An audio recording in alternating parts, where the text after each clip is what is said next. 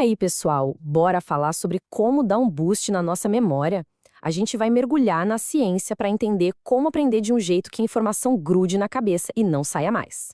Para quem está na luta dos estudos, se prepara, porque as técnicas que a gente vai ver aqui podem mudar o jogo. Vamos lá? Olha, quem nunca passou por isso, né? Aquela sensação de passar horas, às vezes noites, com a cara nos livros, achar que está dominando o assunto e aí, puf, dá um branco total. Parece que todo aquele esforço foi por água abaixo.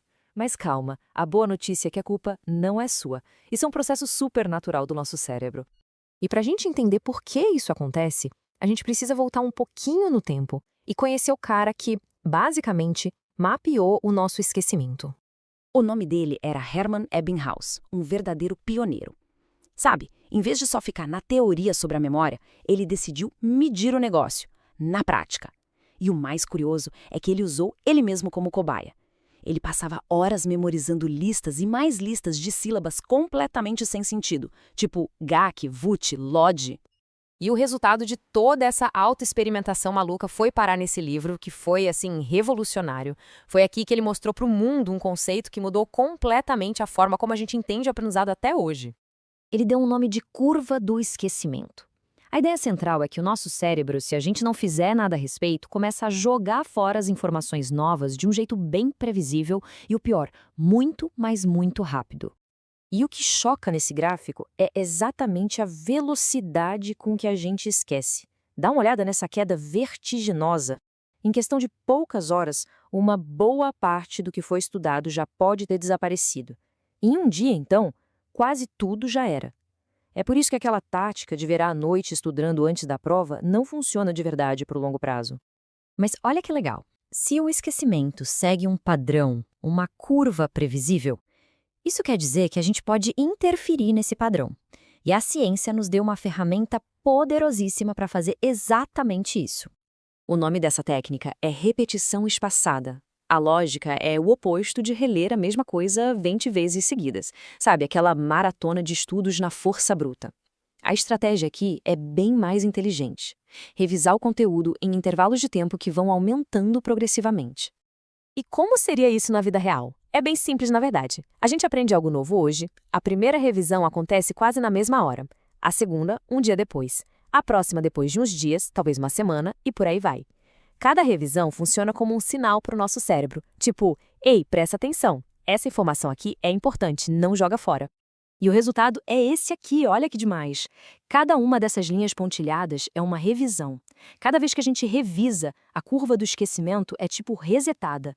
Mas não é só isso. Ela volta para o topo, só que a queda fica cada vez mais suave. O esquecimento fica mais lento. Com algumas poucas revisões bem espaçadas, a informação finalmente sai da memória de curto prazo e vai para onde a gente quer, a memória de longo prazo. Ok, então a gente já entendeu que espaçar as revisões é o caminho. Mas o jeito como a gente faz essa revisão faz toda a diferença do mundo. E é aí que entra outra descoberta genial da psicologia. A ciência chama isso de efeito teste, e a ideia é bem simples, mas é transformadora. O simples ato de tentar lembrar de uma informação fortalece a memória muito mais do que só ler aquele conteúdo de novo. E aqui está o pulo do gato. A diferença entre a revisão passiva e ativa. Ficar relendo, grifando o texto, isso tudo pode até dar uma falsa sensação de que a gente sabe o conteúdo, sabe? Uma familiaridade. Mas na hora H, a informação não vem. Já a revisão ativa, que é fazer exercícios, usar flashcards, ou até tentar explicar a matéria para alguém com as próprias palavras, isso força o cérebro a trabalhar de verdade. Pensa no cérebro como um músculo. Toda vez que a gente se esforça para buscar uma informação lá no fundo, a conexão neural que leva até ela fica mais forte, mais rápida. É esse esforço de lembrar que realmente consolida o aprendizado e não só ficar olhando para a mesma página várias vezes. Beleza, já temos as técnicas, as ferramentas certas, mas não adianta nada ter a melhor furadeira do mundo se a parede for de aço, certo? Existem alguns inimigos silenciosos que podem sabotar todo o nosso esforço, e o chefe deles é o estresse.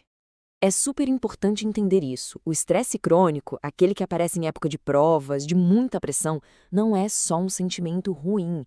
Ele mexe de verdade com a química e a estrutura do nosso cérebro. Para ficar mais fácil, imagina que o estresse liga ao alarme de incêndio do cérebro, que é uma área chamada amígdala. e deixa esse alarme tocando sem parar. Ao mesmo tempo, ele vai danificando a biblioteca do cérebro, o lugar que salva as informações novas, que é o hipocampo. Com o cérebro em modo de pânico, focado em lutar ou fugir, fica praticamente impossível se concentrar para aprender algo novo. E se o estresse é o grande vilão dessa história, o sono é o nosso super-herói secreto. Muitas vezes, a gente deixa o sono de lado, né? Especialmente na vida de estudante. Mas ele é uma peça fundamental, indispensável no quebra-cabeça da memória. A memória funciona basicamente em 3 fases. A gente adquire informação e a gente recorda dela quando estamos acordados. Mas a fase do meio, a mais importante, que é a consolidação, quando a memória vira algo estável, permanente, acontece adivinha onde? Principalmente enquanto a gente dorme.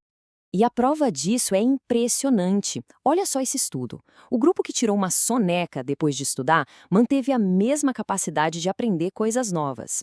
Já o grupo que ficou acordado direto, o desempenho deles caiu lá embaixo. É como se o sono fizesse uma limpeza no cachê do cérebro, sabe? Abrindo espaço para mais conhecimento. Como diz o Dr. Stick Gold, de Harvard, dormir não é perda de tempo de estudo, é parte do estudo.